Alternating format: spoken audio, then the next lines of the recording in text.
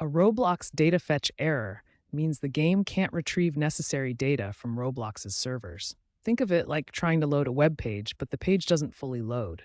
This prevents games from loading, customizing your avatar, or syncing your progress. Fortunately, Roblox has made significant improvements, so these errors are less common now than in previous years due to infrastructure upgrades and better error handling. However, they can still pop up due to network issues or outdated software. First, try basic troubleshooting steps to resolve Roblox data fetch errors.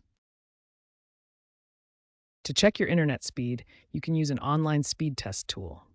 Roblox recommends at least 5 Mbps for smooth gameplay. Clearing your browser or app cache can resolve data fetch issues by removing outdated files. For more advanced fixes, ensure Roblox is updated to the latest version. If you're a developer, implement error handling in your scripts using pcall and Lua for asynchronous data fetches. These steps should resolve most data fetch errors in Roblox.